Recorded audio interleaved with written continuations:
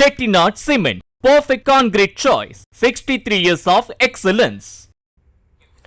திருவண்ணாமலை அருகே வாணியந்தாங்கல் கிராமத்தில் நாளை முதலமைச்சர் மு.க.ஸ்டாலின் பங்கேற்க உள்ள திமுக இளைஞரணி மண்டல நிர்வாகிகள் சந்திப்பு நிகழ்ச்சிக்கான ஏற்பாடுகள் மும்முரமாக நடைபெற்று வருகிறது. இதுகுறித்த விவரங்களோடு இணைகிறார் நம்முடைய செய்தியாளர் பாரிகார்த்திக். விவரங்களை வழங்கலாம். வணக்கம். நாளைய தினம் திமுகவுடைய இளைஞரணி சார்பில் வடக்கு மண்டல திமுக நிர்வாகிகளுடைய மாநாடு நாளைய தினம் நடைபெறுகிறது. வருகின்ற 2026 சட்டமன்ற தேர்தலுக்கான பணிகளை திமுக துவங்கியிருக்கும் நிலையில் நாளைய தினம் மிக பிரம்மாண்டமாக இந்த மாநாடு ஏற்பாடு செய்யப்பட்டிருக்கிறது. திமுகவினுடைய இளைஞரணி சார்பில் ஒவ்வொரு வார்டுக்கும் ஒரு பொறுப்பாளர், அதே போல அவர்களுக்கு 2 துணை பொறுப்பாளர், கிளைக்கு ஒரு பொறுப்பாளர், கிளைக்கு கீழே 3 துணை அமைப்பாளர் என மொத்தமாக தமிழகம் முழுக்க 5 லட்சம் நிர்வாகிகளை திமுக சார்பில் இளைஞரணி மட்டுமே நிர்வகித்திருக்கிறது.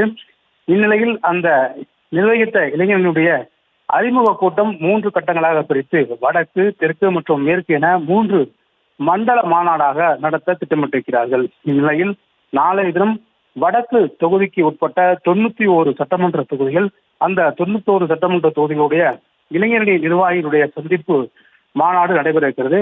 அதே போல அதைத் தொடர்ந்து வருகின்ற ஜனவரி மாதம் மதுரையிலும், தொடர்ச்சியாக பொங்கல் முடிந்த பிறகு 20ஆம் தேதி வாக்கில் கோவையிலும் என 3 மண்டலங்களாக இந்த மாநாடு நடத்த திமுக திட்டமிட்டிருக்கிறது. மேலும் தொடர்ச்சியாக பிரச்சார பயணமாகவும் நாளைய தினம் துவங்கும் என்று எதிர்பார்க்கப்படுகிறது. அதன் அடிப்படையிலே 2026 சட்டமன்ற தேர்தலுக்காக திமுக இந்த 3 மண்டல மாநாடுகளையும் வெற்றிகரமாக நிறைவேற்றி இந்த இளைஞர்கள் மூலியமாக தொடர்ச்சியாக திமுக பிரச்சாரம் செய்ய உள்ளது என்று குறிப்பிடத்தக்கது. அதன் அடிப்படையில் தான் நாளை தினம் இந்த 91 தொகுதிக்குட்பட்ட 1 லட்சம் இளைஞரணி நிர்வாகிகள் இந்த மாநாட்டில் பங்கேற்கிறார்கள்.